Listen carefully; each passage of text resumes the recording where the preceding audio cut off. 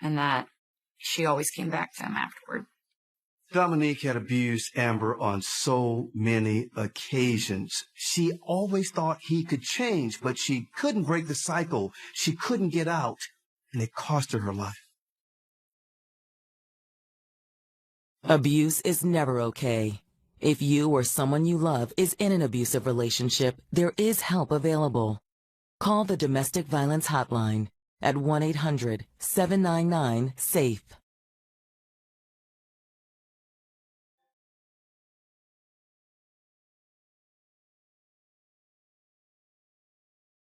She was an ambitious single mom with many talents. She loved her kids. She was just a go-getter. She had big hopes and dreams for the future. But someone dangerous was lurking in the shadows. She felt like somebody was watching her. He stalked her, followed her. And when her family reports her missing, Police department! Detectives uncover evidence of a brutal crime. Blood on the wall, blood on the floor. I instantly knew she's no longer here. It was like a movie, not something that was reality. To solve the case, detectives will have to find the monster hiding in plain sight. I was in shock. Oh my God. Things aren't always how they appeared. I remember just being in awe, disbelief. What's going on? There's evil out there.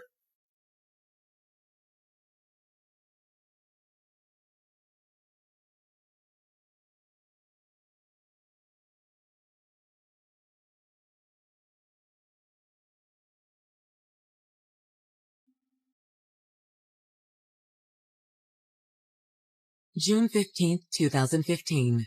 It's a sunny Monday morning in Monrovia, California. The city of Monrovia is probably 25 miles outside of downtown Los Angeles. It really is a very quiet, kind of a quaint little town. It's a good place to live, safe environment. But over on the west side of town, 31-year-old LaJoya McCoy has mysteriously gone missing. No one has heard from her. She's nowhere to be found. They call her time and time again. There's no answer. I'm posting publicly on Facebook. Anybody seen her, heard from her, or trying to find her? Miss McCoy, Monrovia Police. After several days of unsuccessful attempts to reach LaJoya, her family requests a welfare check at her residence. We didn't know if she was possibly inside the residence and needed some type of medical attention. With no answer, detectives walk around the property. Front door was secure, but there were 2 windows open on the north side of the residence.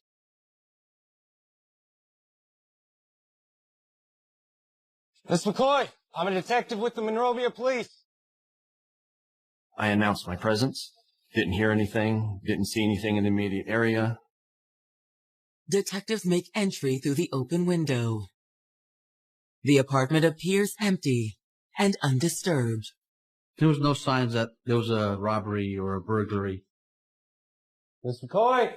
Police don't notice anything major missing. All the electronics, including her computer, were still there. Even her purse was still there. Police department! Detectives make their way through the home.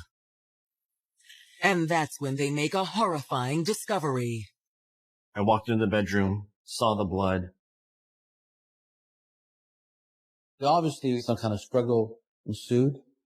We then realized that something wasn't right, and we figured we needed to lock the residence down.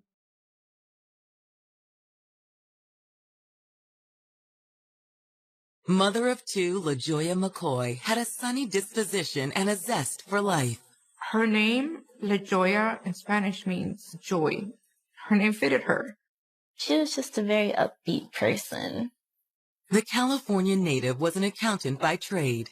She put herself through school. She got a job with LA County. She was very proud of her accomplishment. But nothing made LaJoya more proud than her 2 children. She loved her kids, loved motherhood, very nurturing. She took a lot of time to be with them. LaJoya had been with her children's father, Jose Turner, since she was 19. At the time, Jose was 35. She thought that he was charming. He was older. He had a lot of good ideas. She really loved him. With their second child only a few months old, the couple had completed their family. Their kids meant everything to them. Everyone described him as a good father. Despite the 16-year age difference and the trials of parenthood, LaJoya and Jose never let the passion die. Hey, old man. Oh, baby, who you calling old man? She thought he was really good looking. He was like this magnet to her. With LaJoya's high-profile accounting job, Jose was able to take on his passion projects. She supported him while he would stay home and write screenplays. They also produced a play together. She was the producer and he was the star. She wanted to help him achieve his show business dream. Yes, I like it a lot. Make sure you keep that. Don't change a bit. Was done at the Pasadena Playhouse, which is a famous playhouse here. The play was not well received, and Jose slipped into a depression, which took a toll on their relationship. She told me that because he wasn't working, he was more frustrated. By 2013, the couple had parted ways. Hey, babe. How you doing, Joya? She moved into her own apartment in Monrovia. She had joint custody with Jose. See you, baby. All right. See you, little man. Be good for your mom, all right? Within a year, LaJoya was thriving at home and professionally, and ultimately started her own passion project. She wanted the independence of being her own boss. She wanted to open a store, and so she did. She had started the business by just selling bikinis to individuals and then was able to grow it into a brick and mortar store. Let me see. She was really proud of that. I'm with the polka dot. With a big-time career in accounting, a boutique on the side, and 2 adorable children, LaJoya had her hands full. She would make it a point to make sure that she didn't take a lot of time away from her being a mom to pursue that dream. The single mom's love life took a back seat to her other interests. That is, until she recruited 31-year-old James Spencer to help flush out some new business ideas. Check this out. So I got your menu together, you know what I mean? He was a software person that was going to help her. LaJoya really wasn't looking for a relationship, but they had an intense attraction. James, you're amazing. Baby, you're amazing. After 2 years of single life, LaJoya was finally comfortable dating again. She would tell me like, oh my God, he's so great. I'm like, oh, good for you. Things were going great for her. But on June 15th, 2015, LaJoya's disappearance leads detectives to her home, where they make a grim discovery. There was blood on the carpet below the bed and blood on the mattress. All the bedding has been stripped and is now gone. There was blood right above her headboard. There was also blood that was found on the light switch plate. I saw more blood on the far wall that looked like blood spatter. With the amount of blood, detectives fear the worst. LaJoya's apartment is a crime scene. There could be a possible homicide given the large amount of blood that was found. It was time to go ahead and start getting a forensic team to respond. Dispatch, he's got 47 forensics and major crimes. As detectives wait for forensics, they look for additional evidence. Someone had poured some type of blue solution on top of the blood. Kind of looked maybe like a cleaner. They were able to find a Lysol bowl cleaner in that same blue color. It appears LaJoya had lost a lot of blood, and someone had tried to clean it up. But who? As detectives dig into the case, they'll soon uncover a harrowing theory. Somebody kept on breaking into her house.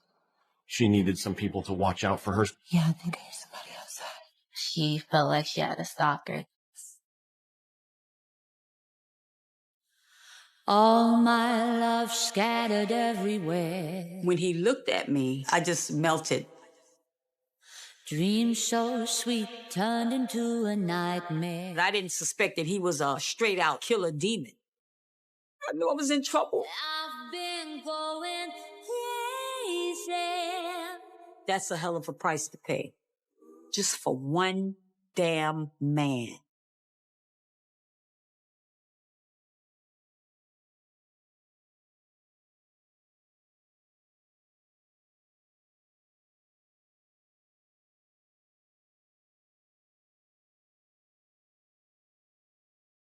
For single mother LaJoya McCoy, the sky was the limit. She loved being a mom. She had 2 beautiful kids. She was working as an accountant. She was successful in her employment, doing really well. LaJoya liked her job, but she had a passion project that she hoped would take off. She'd open her own clothing boutique on the side. I feel like she really started to become herself when she opened up her own store. That was LaJoya. She always was thinking outside of the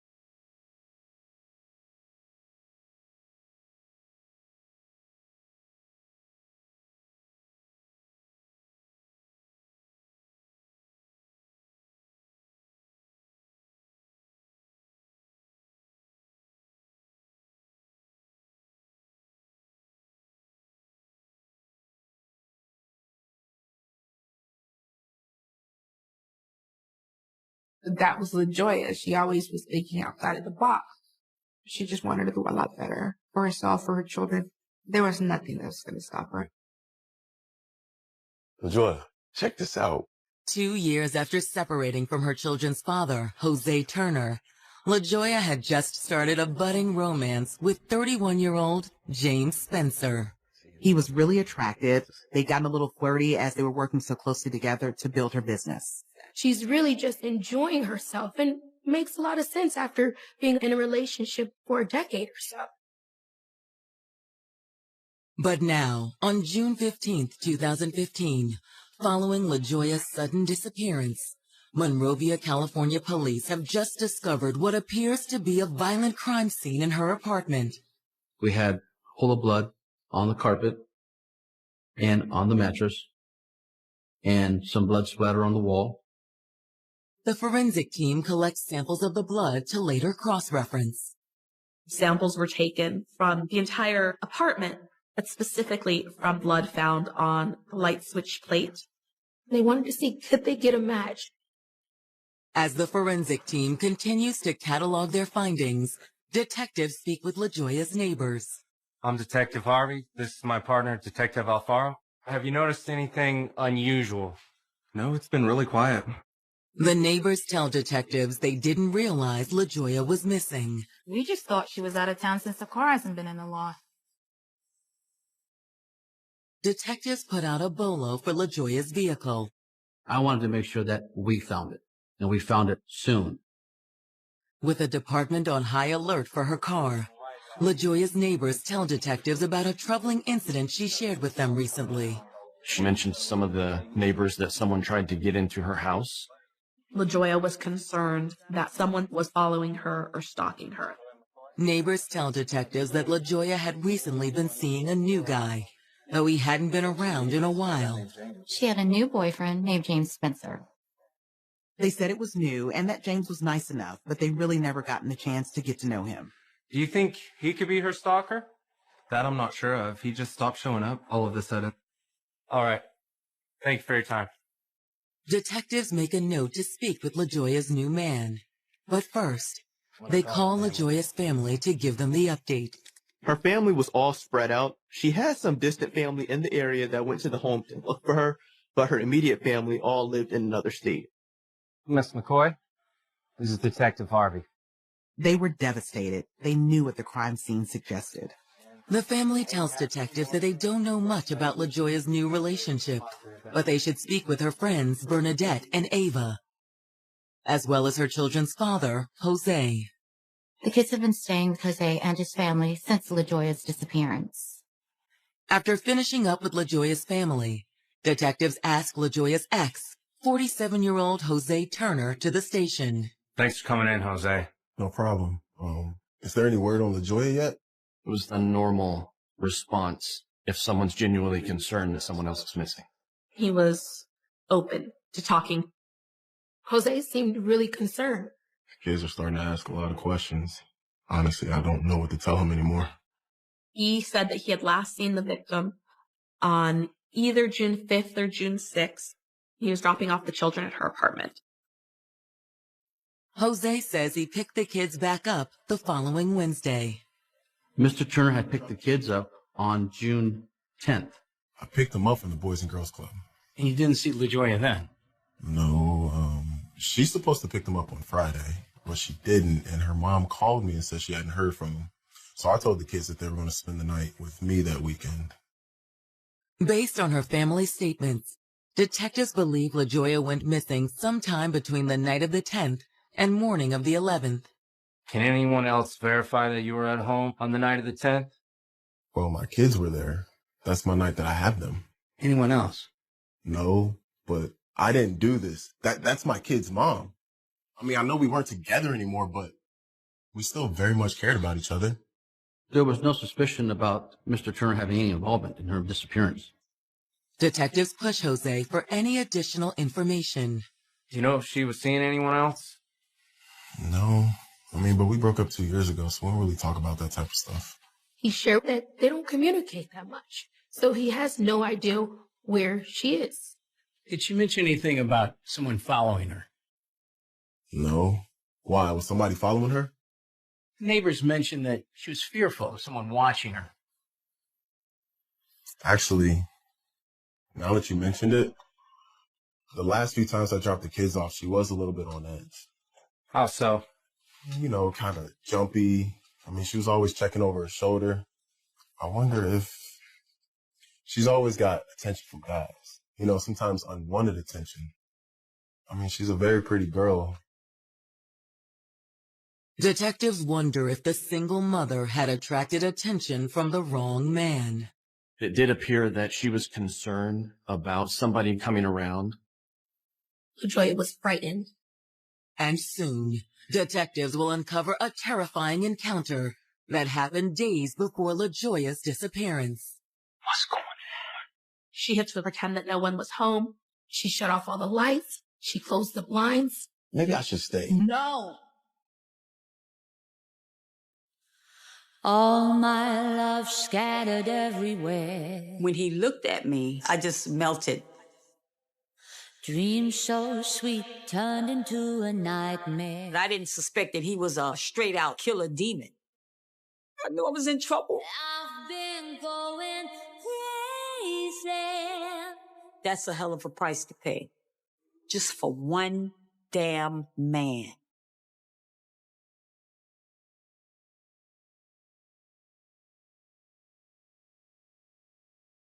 According to the Nationwide Stalking Resource Center, 7.5 million people report being stalked each year in the U.S., with 2/3 of the victims attributing the crime to current or former intimate partners.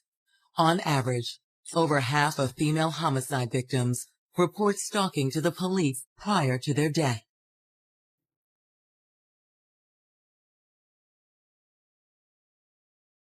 Miss McCoy! Monrovia detectives are investigating the disappearance of single mom LaJoya McCoy. Days had passed. They still had not heard from her, and this was extremely unusual. After finding her bedroom covered in blood, police fear LaJoya is deceased. But who would want to kill the 31-year-old? After speaking with neighbors and her children's father, detectives have a theory. She felt like she had a stalker. Someone was stalking her. She had been seeing a man named James Spencer. Detectives bring 31-year-old James Spencer in for questioning. According to neighbors, they hadn't seen James around in a while. Could the suspected breakup have led to LaJoya's disappearance? Detectives ask James point blank if he had anything to do with it. His answer takes them by surprise. He said it was my fault. She had something to do with LaJoya's disappearance? You got it all wrong. Look, I knew something was going to happen. James told detectives about a strange incident that happened days earlier. He came over to her apartment. We're hanging out, going over our business ideas. I created this for you. I wanted you to... She owned a store and wanted to generate some buzz, so he was helping her. But according to James, around 11 p.m., they were interrupted. At some point that evening, she gets a text message. What is it? It's nothing. He didn't know what the text had said, but he knew suddenly LaJoya was frightened. And after she got that text message, she insisted that they pretend that no one was home. It's nothing. She seemed to be hiding from someone. LaJoya, this is... James says that after LaJoya turned off the lights, they both sat and waited. What's going on? James knew something was really wrong. They stayed that way for about 30, 45 minutes, maybe even an hour. I think so, Kim. You should go home. Are you sure? I mean, maybe I should stay. No, you need to go. I'll see you tomorrow. I tried to stay the night just to be on the safe side, but she insisted that I go. Did she tell you what was going on? Not really. Not then. The story James gave seems to fit what neighbors actually told police about a possible stalker. James says that things got even more bizarre a few days later.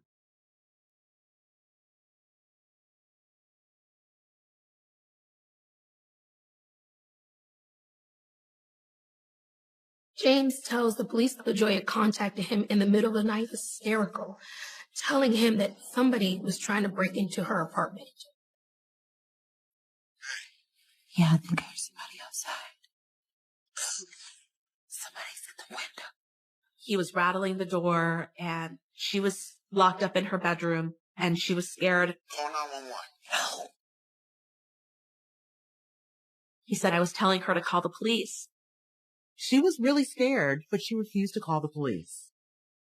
According to James, whoever tried to get in that night just eventually gave up and left. Why wouldn't she just call someone? Look, I don't know. She was hysterical. Do you know who it was? I don't. All I know is she was scared. James says shortly after that, LaJoya ended their romance, and he hadn't heard from her since. He said she kind of cut things off and wanted to focus on herself. They went their separate ways after that. Detectives are left wondering if LaJoya's stalker had come back on the night of June 10th with deadly intentions. And soon, they'll uncover a potential suspect that may finally break the case wide open. I got there, and she was talking to this guy. She hadn't met him before. He was a little too friendly.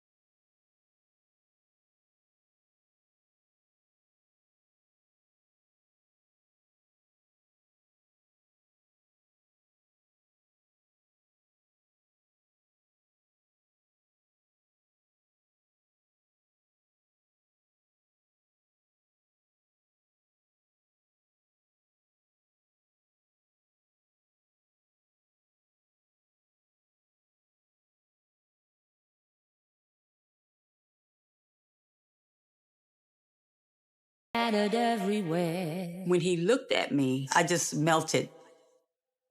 Dreams so sweet turned into a nightmare. I didn't suspect that he was a straight out killer demon. I knew I was in trouble. I've been going crazy. That's a hell of a price to pay. Just for one damn man.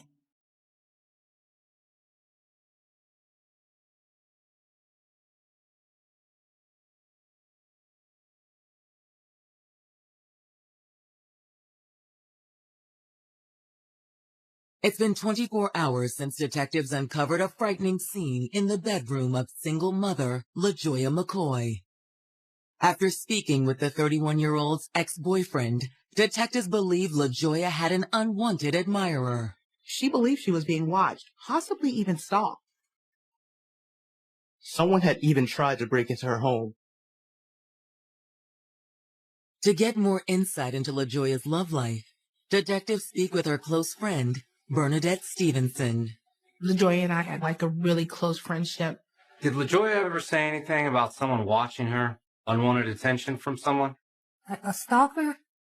My God. She never said anything to me like that. I haven't talked to her in like the past month.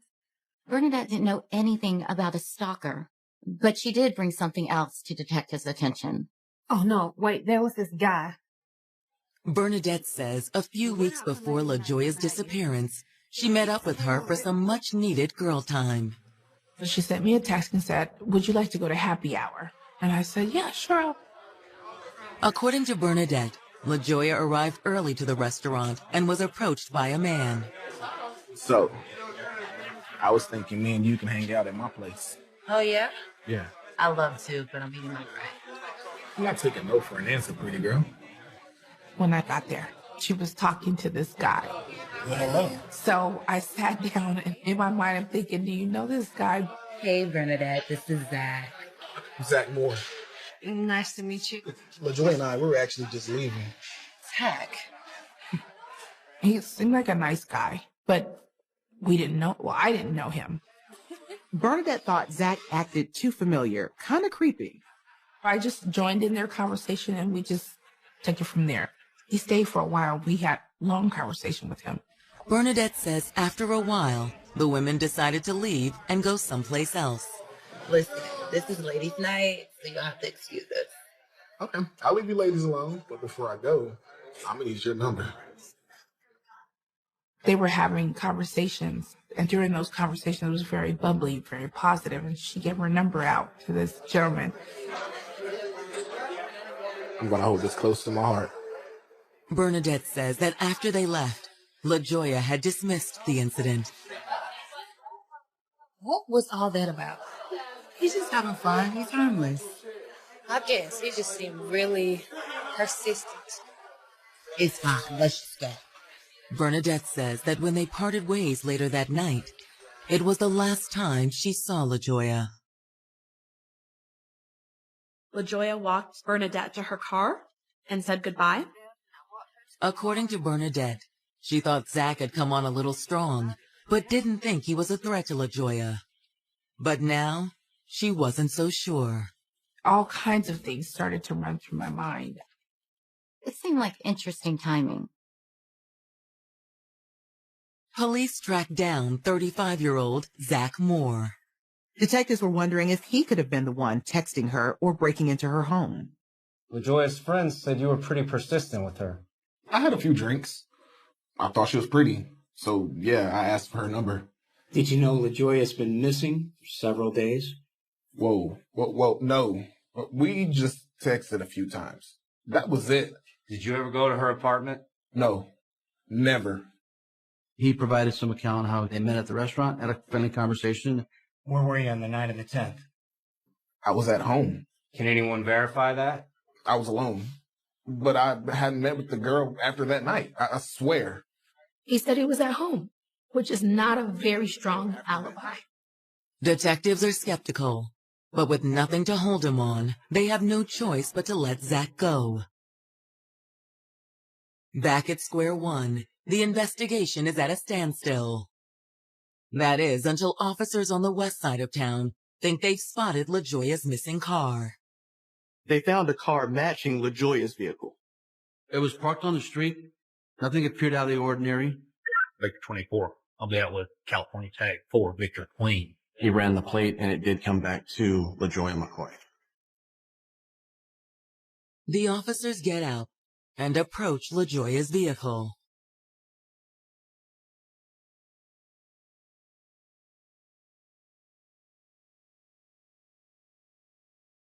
Body in the floorboard. There was a woman in the passenger seat. Her legs, knees were on the floorboard. Her head and torso were over the passenger seat, and she was face down. Victor 24. Start X-ray. The officer immediately called for backup. Within minutes, detectives arrive on the scene. As they look around, her wounds are evident. She had been stabbed in the back of the head at least once. It wasn't particularly deep, but it was enough to cause a lot of bleeding. The victim also had evidence of strangulation. She had marks all around her neck. She had been strangled with some type of rope or cord. An autopsy will provide confirmation, but the victim appears to be missing person LaJoya McCoy. She'd just been left there. You could tell the killer had a lot of rage.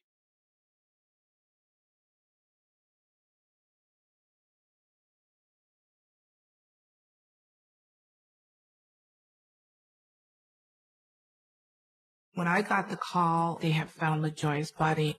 It was very difficult. I remember being in awe, disbelief. I wanted to see justice for my friend. I also know that God had a bigger plan for her, and that was for her to be with him. It wasn't for her to be here because she was an angel on earth, just a beautiful soul.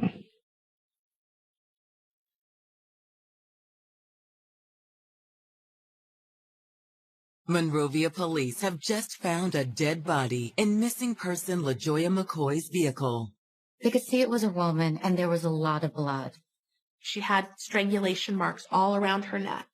Additionally, she was stabbed. They believed it to be LaJoya. News of the single mother's death swiftly spreads to family and friends. Her mother gave me a call, said that the detectives found her car and that there was a body in the car. And immediately, her mom and we broke down over the phone because we kind of knew that it was, in fact, her. Honestly, I can't even remember who called me, but they just told me she's been found. And I was just like, wait, what? It's like, she's dead. Her car was found and she was found in the car. And I just lost it. Back at the station, detectives quickly receive a preliminary autopsy report. Police got the autopsy report, and it was determined that she had been murdered, stabbed. It was intended to be a jugular cut, but it wasn't. It was the strangulation that actually killed her. With the case now officially a homicide investigation, all detectives need is evidence that will point them towards their killer. While they wait for the forensic reports, a dear friend of LaJoya's comes forward. I think I know who did this to her. LaJoya's friend, Ava Mendoza, echoes earlier claims that LaJoya had felt like she was being stalked. She kept on saying, well, I feel like somebody's coming into my place and my stuff is not where I'm leaving them. Her birth certificate had gone missing. The social security cards for her children had gone missing. She's like, somebody's going through my Facebook. There's searches that I didn't do. Ava admits that she'd initially thought LaJoya was just being paranoid. I kind of blew her off. She goes, I know it sounds crazy, but I'm telling you. And it was probably getting hacked. Change the password. And sure enough, she'll get on Facebook again and she'll be like, it happened again. I should have listened. I should have known this was coming. Do you know who was stalking her? Yeah, I do. It was her ex, Jose. Ava says not many people knew, but Jose and LaJoya's relationship had been volatile for years before their breakup. I knew there was stuff going on because he was really possessive. She was unable to express herself, couldn't dress the way she wanted, had to be covered up. He was also verbally and physically abusive to her. According to Ava, one night, 2 years prior, Jose took it too far.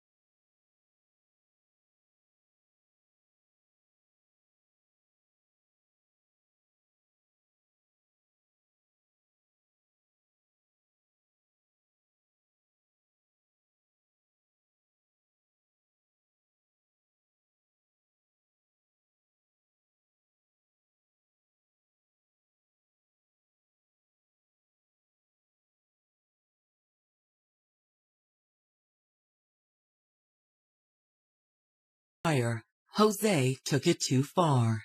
She had planned a romantic evening for her and Jose, and she was wearing a little silk robe. And during the evening, they had a fight. Why you gotta post pictures like this? What are you talking about? It's just a picture. It's not even that sexy. Joya, it makes you look like a slut. Now take it down. No, I can post whatever picture I You don't want. talk back to me like that. He ended up throwing her up against the wall and strangled her. You a my woman. You don't post pictures like that. Do you hear me? She ran out of the house half naked. You're afraid. You're frightened. Your mind goes into fight or flight. And she couldn't fight Jose. She didn't have the strength. So she had to run. Ava says that LaJoya left after that and vowed never to go back. She was very, very strong about that. She's like, I'm done.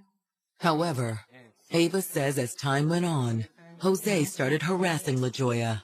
He would show up at her home, sit outside, and just watch her. This one particular night, I went to her house, and I knocked on the door. Hey, you ready to go? She's like, hey, is Jose still out there?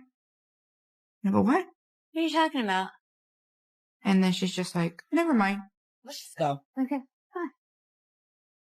Ava says the two walked out. Hey, is everything okay? And that's when they saw him. She goes, he's here. And I go, why? She's like, look over there.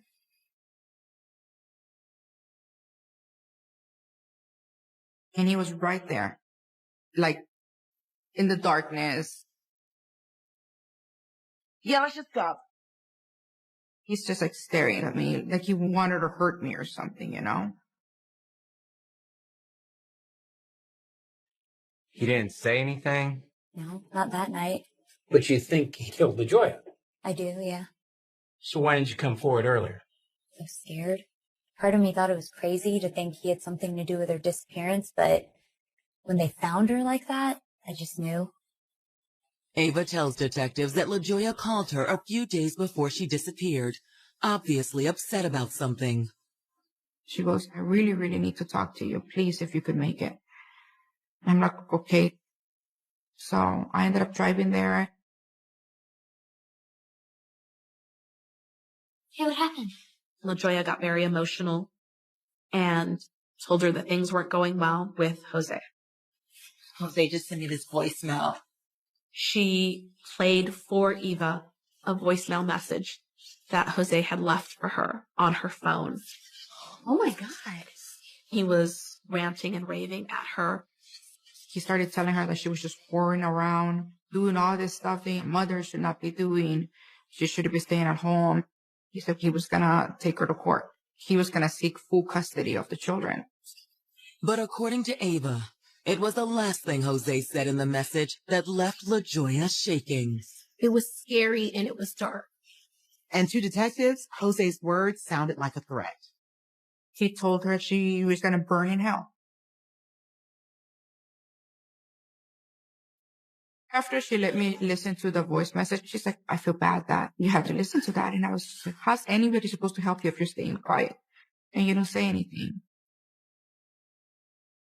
With no time to lose, detectives get a search warrant for Jose's belongings.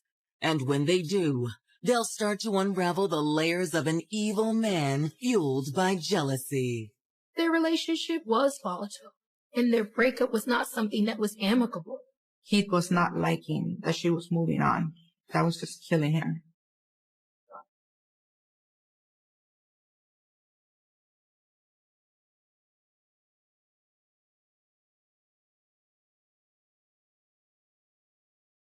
Monrovia City detectives are investigating the murder of single mom LaJoya McCoy. After speaking with multiple people in LaJoya's life, detectives believe they finally have her killer in their sights. Her friend believed Jose Turner was the killer. Jose was the father of LaJoya's 2 children, and according to LaJoya's friend, he had been abusive to LaJoya during their entire 10-year relationship. I was just like, why would you stay that long? And she told me, well, I met him when I was really young. I really didn't know any better. The friend claimed Jose had even started stalking his ex. She was definitely paranoid about it. Detectives know they're on the right track. They just need proof. At no point during that initial conversation did he sound suspicious in nature or evasive. Is there any word on LaJoya yet? Detectives obtain a search warrant for Jose's home. They found LaJoya's birth certificate. They found the children's social security cards. They found the children's insurance cards. Those were all items LaJoya said had been stolen from her place. The stolen items found inside Jose's home are damning, but nothing compared to what police find next.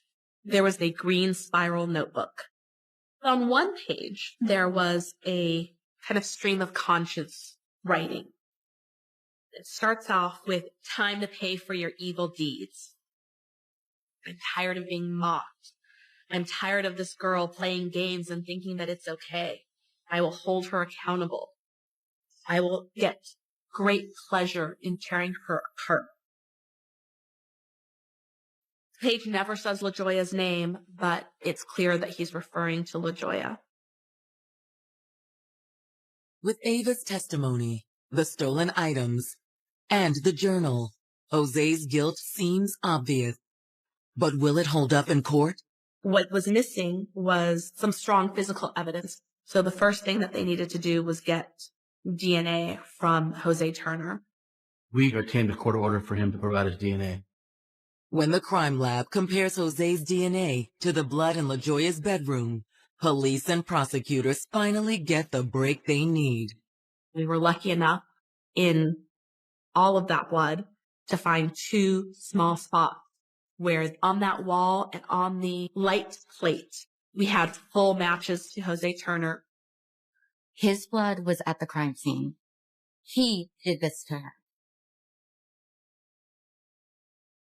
On August 27, 2015, detectives arrest Jose Turner. He charged Jose Turner with first-degree premeditated murder. I was so relieved justice was going to be done for her. News of Jose's arrest is met with shock, and to some, disbelief.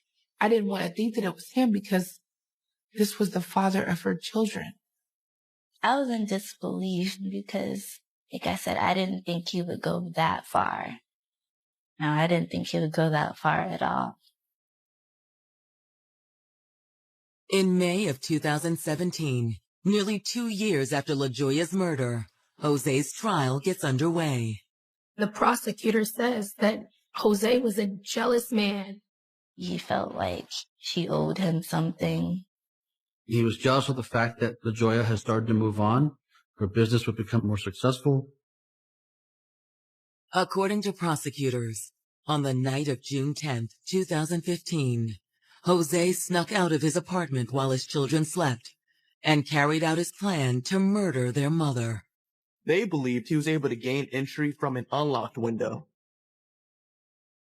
Once inside, he crept into the bedroom where LaJoya slept. He had a knife and stabbed her in the back of the head.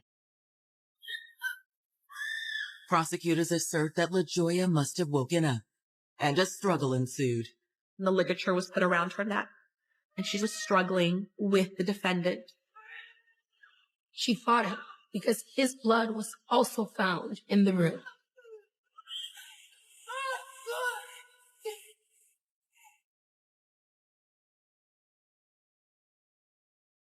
Prosecutors say after Jose strangled the mother of his children, he tried to clean up the mess. There were no sheets, no comforter, and no pillows on the bed. He takes the phone and the bedding.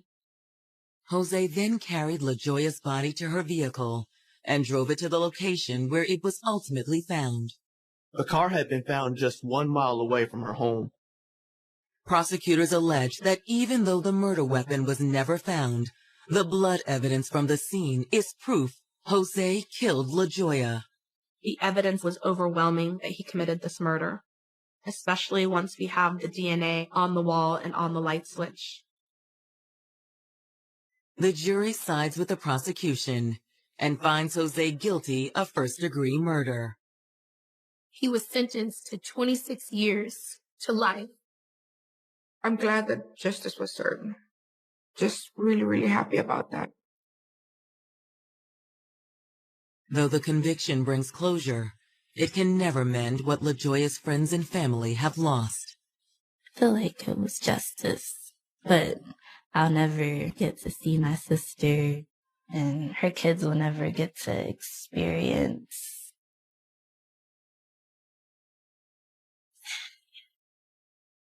These children have lost both of their parents. It's just such an unfortunate situation. Just remembering the fact that she was such a good person is just heart-wrenching. She definitely left her mark on the world, but she had a lot more to do. LaJoya's friends and family can only hope her story will help other young women in the same situation. Speak up and tell somebody before it's too late. Don't talk back to me like that. Things aren't always how they appear to be. Pay attention to friends and family members. Take them seriously. Abuse is never okay.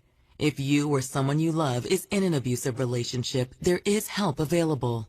Call the Domestic Violence Hotline at 1-800-799-SAFE.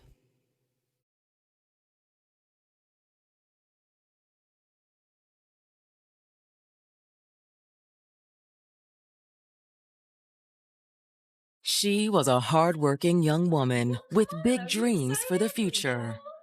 She wanted to be a successful businesswoman. She was very ambitious. She was just full of life, full of potential. Until it all came to a sudden, shocking end. My nephew texted me, "Have you heard from my mom?" We didn't really know what was going on. We get a knock on the door from 2 detectives. Can we come in? They told us that they found her.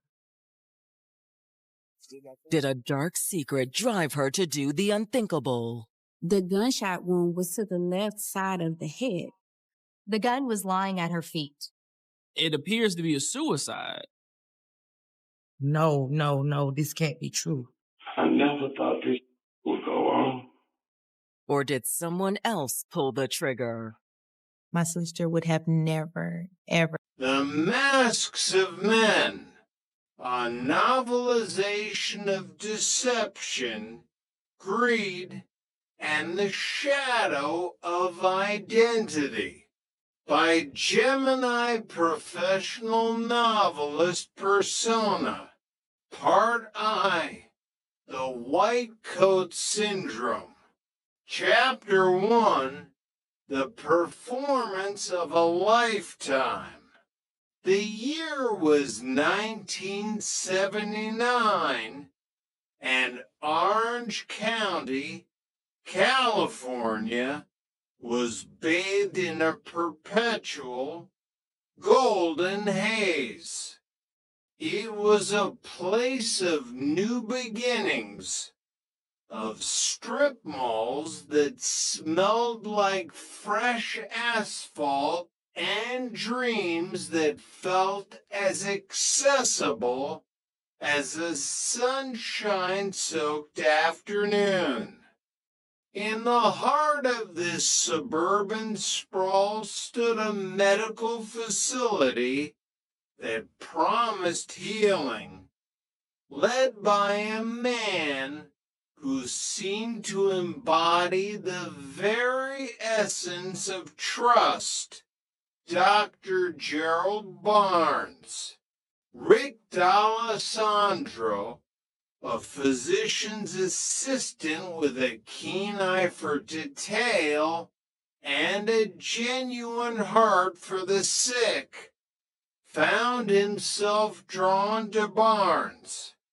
To Rick, the doctor was a likable little guy.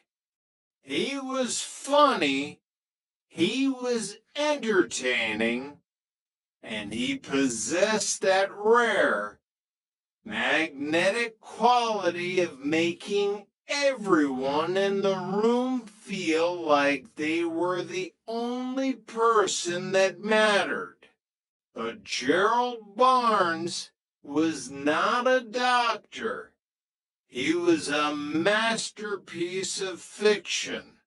Born Gerald Barnbaum in the gray, utilitarian landscape of Chicago, the man who now wore the stethoscope had once been a pharmacist. He had been caught in a Medicaid scam years prior, a small-time grift that had cost him his license, but sparked something far more dangerous in his mind. A realization. If he could navigate the complex bureaucracies of the medical world as a pharmacist, why not go further? Why not play the lead role? Barnbaum was a theater man at heart. In college, he had lived for the applause. He understood that a doctor's authority didn't just come from a diploma. It came from the drape of the white coat, the weight of the clipboard, and the unwavering confidence in one's own voice. When he landed in California in 1977, he didn't just look for a job. He looked for a character to inhabit. He found it in the real Dr. Gerald Barnes, a respected orthopedic surgeon hundreds of miles away in Stockton. With a simple phone call and a lie about a misplaced license, Barnbaum convinced the medical board to send him a duplicate. It was the ultimate stage prop. Okay, hold on, sweetie. Barnbaum would say to a child, his voice a soothing baritone, "We're going to get an X-ray." All right, be right there. He was seeing 30 to 40 patients a day. He was the medical director. He was a god in a lab coat. And for a while, the applause was deafening. Chapter 2. The Cost of the Curtain Call. December 26, 1979. The holiday cheer was still lingering in the air. But for 29-year-old John Mackenzie, the world was narrowing into a dark, thirsty tunnel. John walked into the clinic looking like a ghost of himself. He had lost weight rapidly. His skin was sallow, stretched tight over his cheekbones.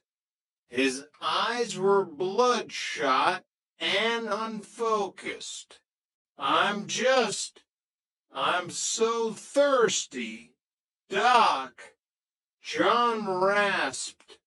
My mouth is like cotton. I can't keep my balance.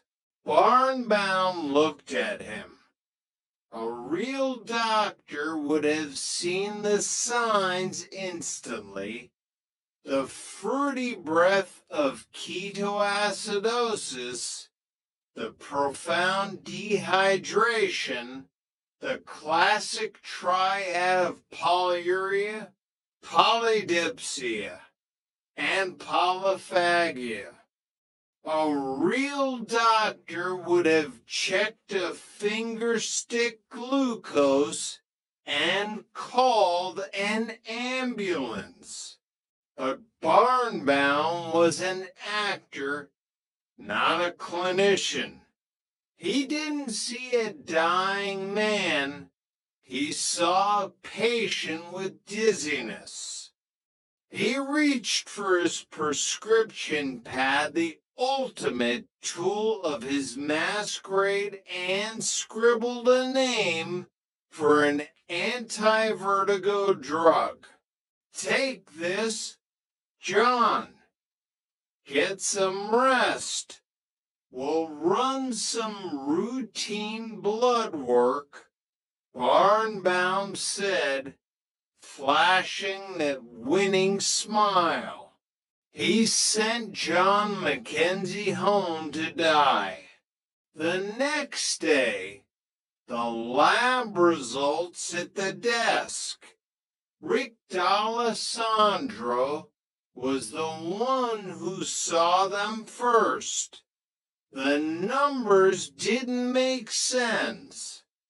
In a world where normal blood sugar was 100, John Mackenzie's was 1,200. It wasn't just high. It was incompatible with life. Where is he? Rick shouted, his heart hammering against his ribs. Where is Mackenzie?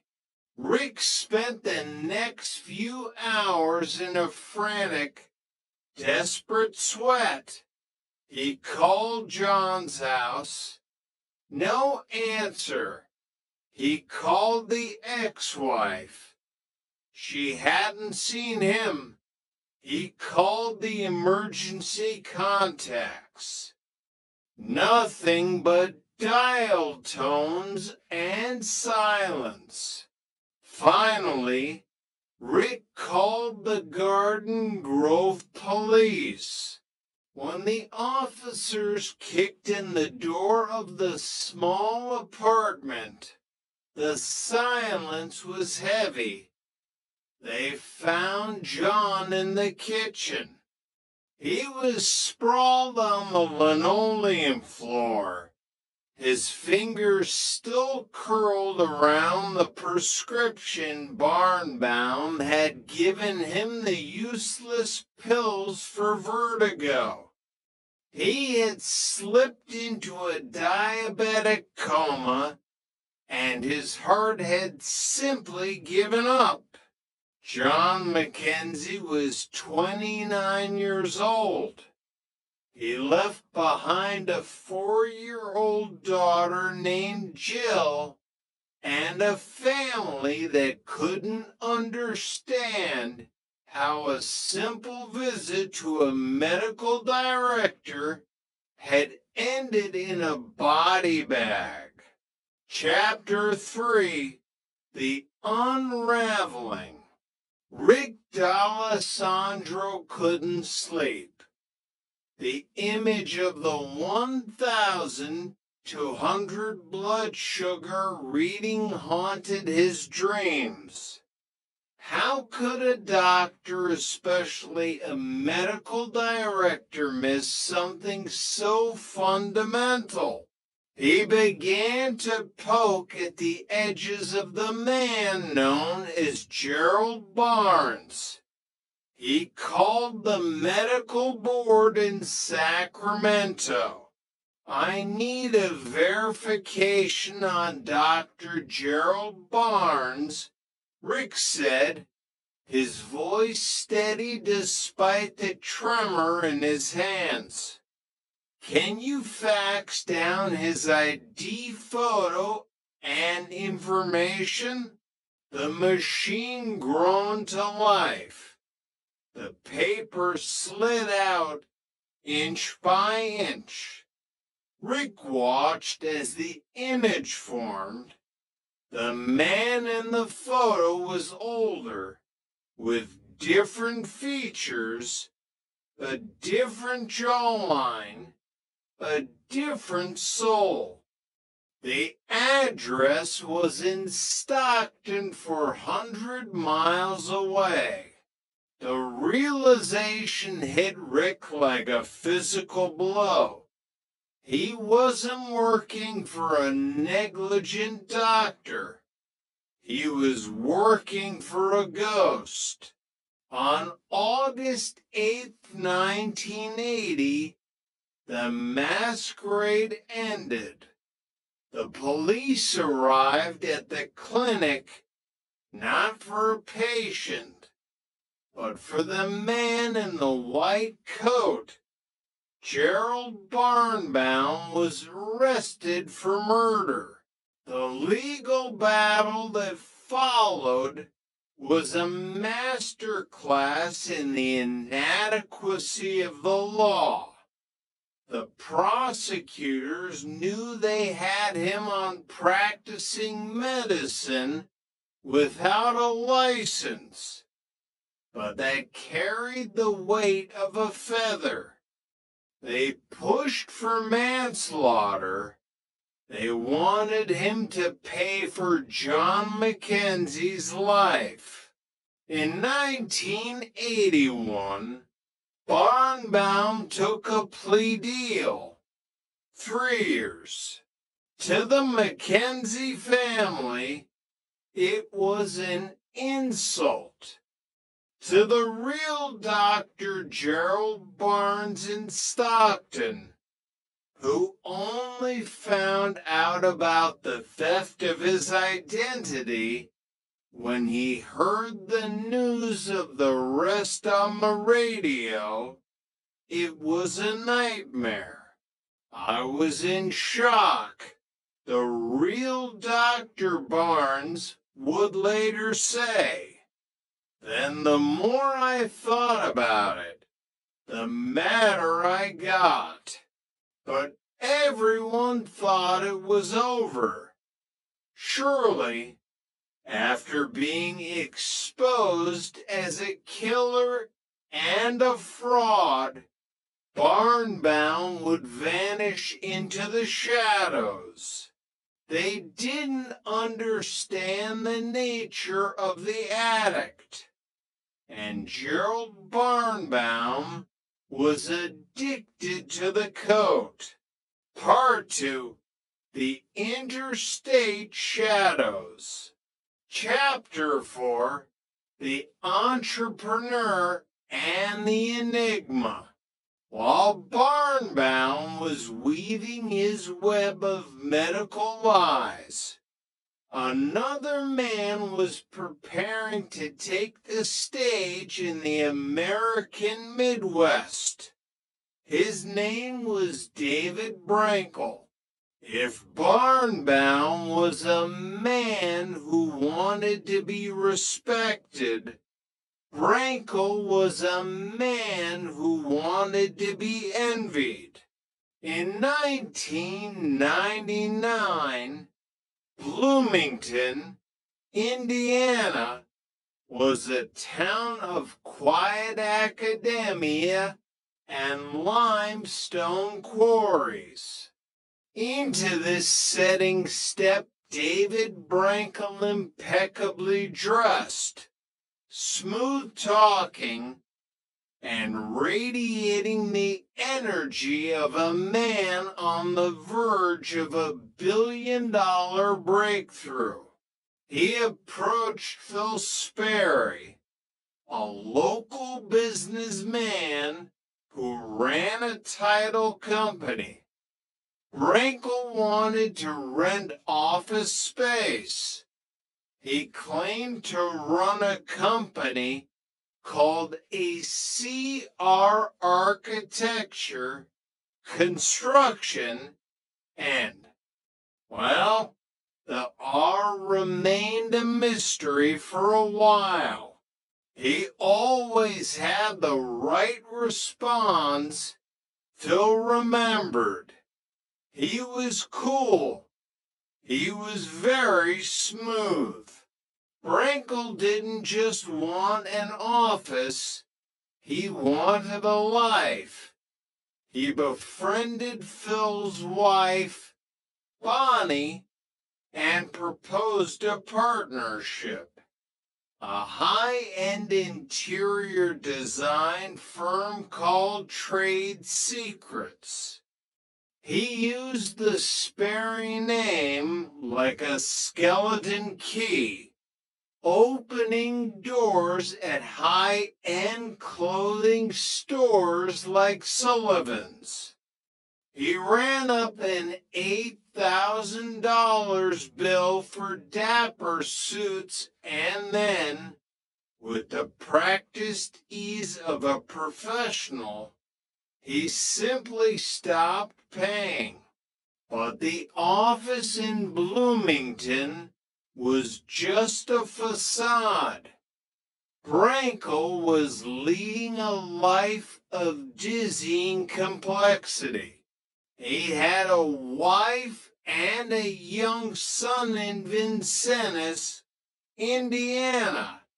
To them, he was a hard-working consultant. But from Thursday to Saturday, he vanished. He told his family he was on business trips to Chicago or St. Louis. In reality, he was driving to Bloomington to see a girlfriend named Donna Hewins, a waitress he'd met at a topless bar. And between those two lives, in the spaces between the highway mile markers, he was becoming something else entirely. Chapter 5, The First Note, November 11th, 2002. Louisville, Kentucky. The man walked into the grocery store. He wasn't looking for milk or bread. He was looking for the bank kiosk nestled near the produce section. He wore a fishing Hattaboonie hat and a fake mustache that looked just real enough under the flickering fluorescent lights. He approached the teller and handed over a note. It was typed, clean, and terrifyingly professional. This is a hold-up. I have a gun. Be calm. Both drawers. Be quiet. Go home alive. There was no shouting. No waving of a weapon. Just the cold, clinical efficiency of a man who viewed bank robbery as a business transaction. He walked out with $6,000. By the time the police arrived, he was gone, merged into the flow of traffic on the interstate. Detective Larry Duncan of the Louisville Metro Police took the case. He'd been chasing robbers for 11 years, but this one felt different. The note was to clean. No fingerprints. No DNA. Within 5 months, there were for more robberies. Then 10, then 20. The robber was hitting banks inside grocery stores' places with high foot traffic, easy exits, and a sense of suburban security that made people let their guard down. and he always stayed near the interstates. Duncan began to map the hits. Indianapolis, Louisville, Cincinnati. The points on the map formed a triangle of greed. I think the guy I'm looking for is doing the exact same thing I'm doing. Duncan mused, staring at his computer screen late one night. He's looking at maps.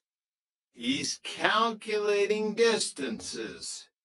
He's choosing his targets based on how fast he can get back to the highway. He gave the ghost a name, the Interstate Bank Mart Bandit, IBM for short.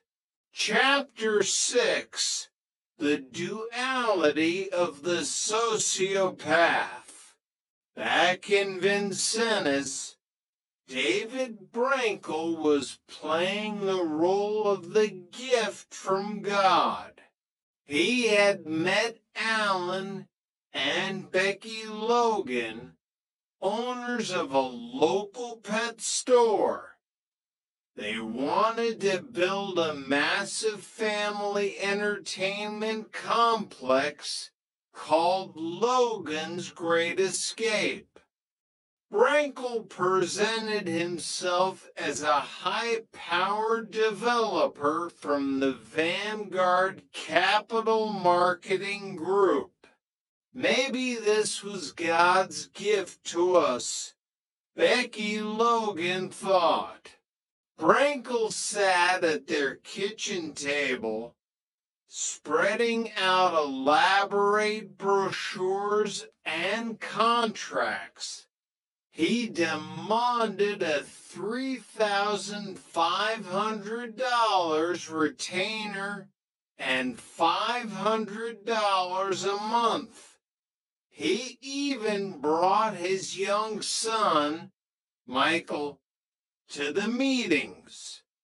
He'd have the boy hand over the invoices. Who could suspect a man who brought his child to work?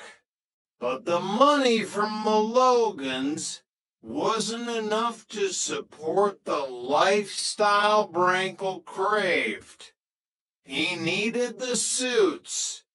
He needed the BMW. He needed the thrill of the take. Donna, his girlfriend in Bloomington, eventually found out. They were watching a movie about a bank robber when David turned to her. What would you think of me if I told you this is what I do for a living? He asked. I would still love you, she replied. And just like that, Donna became his getaway driver, the Bonnie to his Clyde, the woman in the black BMW who waited with the engine idling while David stepped into the grocery store to work. Brankel wasn't just robbing banks. He was robbing everyone he touched. He was a man with no conscience, a man who could look a friend in the eye and steal their retirement savings, then go home and tuck his son into bed. Part 3, The Collision of Two Worlds. Chapter 7, The Doctor Returns. While the IBM bandit was terrorizing the Midwest, Gerald Barnbaum was proving that a prison sentence was nothing more than an intermission. After serving 18 months of his 3-year sentence, Barnbaum was released. He didn't go back to Chicago. He didn't look for honest work. He walked straight back into a lab coat. In 1996, a woman named Lisa Roberts met a man she believed was the catch of a lifetime, Dr. Gerald Barnes. It was very romantic. Lisa would later recall flowers, evenings out, concerts. He turned me right off my feet. Barnbaum was now earning a 6-figure salary as a medical director for a Los Angeles clinic. He and Lisa married. They planned a future. They talked about having children. Every morning, she watched him put on his stethoscope and head out to save lives. But the past is a persistent hunter. At an industry Christmas party, Rick D'Alessandro, the man who had exposed Barnbaum 16 years earlier, was wandering through the crowd. He looked at a man's lapel. The sticky tag read, "Hi, I'm Dr. Barnes." Rick froze. He knew that face. He knew that voice. "Hi, Rick, how you doing?" Barnbaum said, his voice dripping with an eerie, unearned familiarity. "Well, Gerald," Rick replied, his voice cold. "I'm not doing too well because you're doing the same thing you did back in the 70s. Barnbaum didn't flinch. He didn't run. He simply smiled. "Well, you know, this is all just a big mistake. I can go home and get all the information I need to prove it." He walked out of the party and vanished. But this time, the FBI was watching. Special Agent Marie Konjovsky took the lead. She discovered something horrifying. Barnbaum hadn't just been practicing medicine, he had been performing physicals for over 100 FBI agents and applicants. The very people tasked with catching frauds had been stripped to their underwear and examined by a man whose only medical training came from community theater and prison correspondence courses. When the FBI finally moved in, Lisa Roberts' world collapsed. "I didn't know his real name," she sobbed. "I didn't know his real age. Who had I let share my bed? Who had I trusted?" Barnbaum was sentenced to 12.5 years. The judge looked at the 62-year-old man who was now claiming to be dying of cancer and diabetes, and saw through the final act. I'm convinced that if I were to set you free, the judge said, there is a 100% chance you would do this again. Chapter 8, Operation Intercept. In the Midwest, Detective Larry Duncan was reaching his breaking point. The IBM bandit had hit 30 for banks. He had taken over $130,000. He was making the police look like amateurs. Duncan decided to gamble. He launched Operation Intercept. He identified 5 banks that fit the bandits' pattern. He placed undercover detectives inside as tellers. He flooded the interstates with 1,200 officers on standby. On September 6, 2003, the call came over the radio. Operation Intercept. Bank robbery in progress. The sergeant's voice was too loud, too panicked.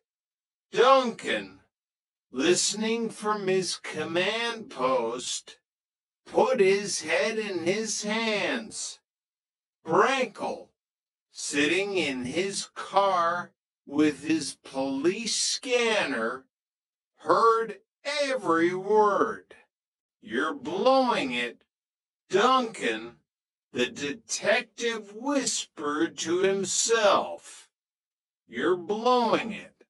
Brankel didn't take the interstate. He took the back roads, the winding county lines that weren't on the grid. He slipped through the noose like smoke. For a week, Duncan waited, but the BMW didn't reappear. We've missed our chance, Duncan told his commander. He's gone. But Brankel, fueled by the adrenaline of the escape, grew arrogant. On December 29, 2003, he was driving his black BMW through Bloomington at 100 miles an hour. He cut off a car, nearly sending it into oncoming traffic. The driver of that car was a detective named Kevin Hill. They pulled him over. Brankel wouldn't show his hands. He had a gun tucked under his leg. Show me your hands. Hill screamed, his own weapon drawn. We're okay, Brankel said, a terrifyingly calm smile on his face. He floored it. The chase that followed was a blur of steel and screaming tires. Brankel outran the police again, but he left behind a vital clue, his wallet. The police went to the address on the license. They found the BMW. They found Brankel's son in the car, abandoned by a father who cared more about his own skin than his child's safety. Brinkle ran on foot. He tripped over a curb in an apartment complex and fell into the grass. As the handcuffs clicked shut, he looked at the officer. "I'm the one you're looking for," he said. "I'm the IBM Bandit. Part 4, The Trial of the Pretenders. Chapter 9, The 6-Hour Confession." The Knox County Jail felt smaller than it actually was that night in late December. Inside the interrogation room, the air was stagnant, smelling of industrial cleaner and cheap coffee. David Brinkle sat across from Detective Larry Duncan, the man who had been chasing a shadow for nearly 2 years. Duncan extended his hand. To his surprise, Brinkle didn't just shake it. He moved forward as if you were going to hug him. It broke the ice. Duncan would later remark, "I realized at that moment we were going to talk, and we were going to be there for a long, long time." For the next 6 hours, Brinkle unspooled a narrative that was as much a performance as it was a confession. He spoke with a terrifying lucidity about his first robbery. He detailed Donna's growing involvement, how a waitress from a topless bar became his getaway driver, fueled by a distorted sense of love and loyalty. He tried to justify the madness. He claimed he was becoming estranged from his wife. He whispered that he was afraid of losing his son. Every robbery, in his mind, was a move to secure a future that was already crumbling under the weight of his own lies. He spoke about his mother, how she told him he couldn't even mow the lawn right. He wanted to be the most successful bank robber in history just to prove her wrong. He was a sociopath in a tailored suit, weeping for his own misfortune, while the families he had terrified were left with the scars of his threats. Chapter 10, The Bureau's Blind Spot. While Brinkle was detailing his 43 robberies, the FBI was conducting a different kind of post-mortem. The embarrassment was profound. Over 100 agents and applicants had been examined by Gerald Barnbaum. The FBI had a contract with that clinic. Agent Murray Konjovsky explained, her voice tight with the memory of the breach. Employment physicals, pre-employment exams. He saw them all. The imposter had touched the very heart of federal law enforcement. He had prescribed controlled substances. He had made medical determinations that affected careers. And he had done it all using a stolen license that a simple phone call could have verified. The clinic that employed him, Executive Health Group, was the next to fall. Chapter 11, the $9 million fallout.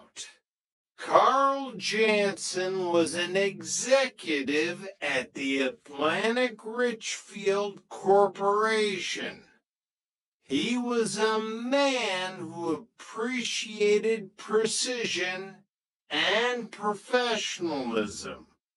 When he went to Executive Health for his annual medical exam in 1996, he was greeted by the charming Dr. Barnes. He was very personable, Jansen remembered, professional. He went through the blood work, the vitals, even a prostate exam. Jansen had no reason to doubt. Until the next evening, when he turned on the news and saw his doctor in handcuffs. "Oh," Jansen said, his voice dropping as he watched the screen. "What in the world is going on?" The betrayal felt physical. He had allowed an impostor man with no medical training to perform invasive procedures on him. He joined nearly 500 other patients in a civil lawsuit led by attorney Diane Goldman. The investigation into the lawsuit revealed a shocking lack of diligence. Executive Health Group had failed to do the bare minimum.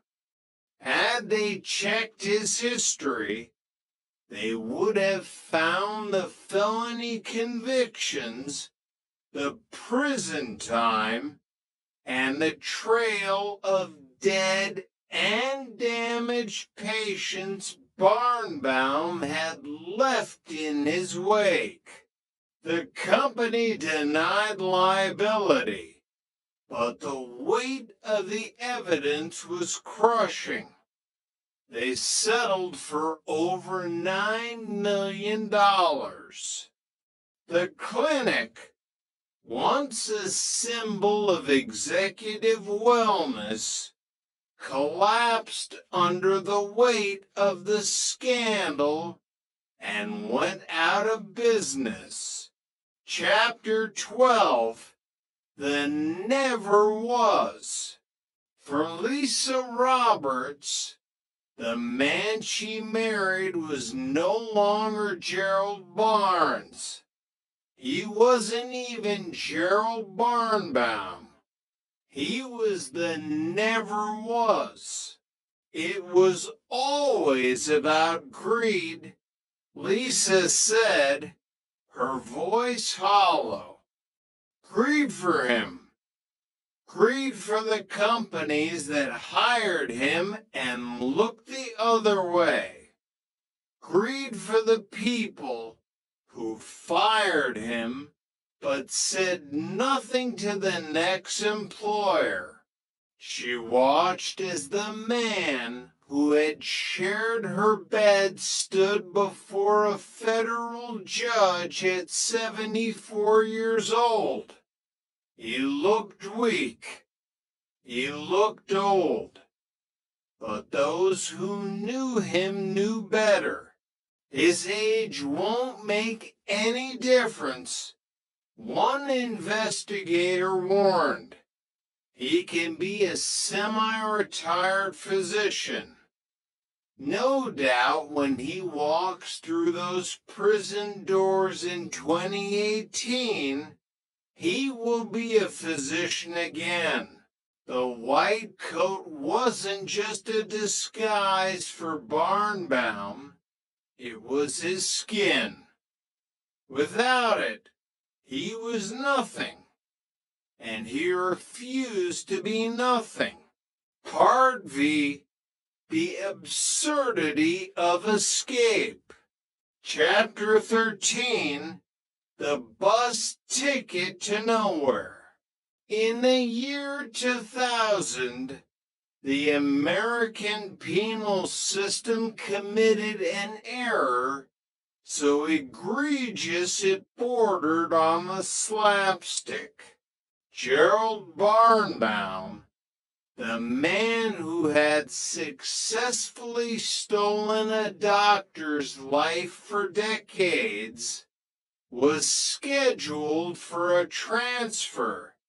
He was to move from one federal facility in California to another in Illinois.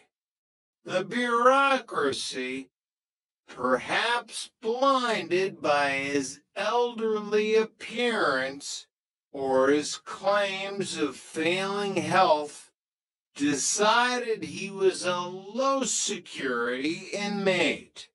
They didn't put him in a secured van.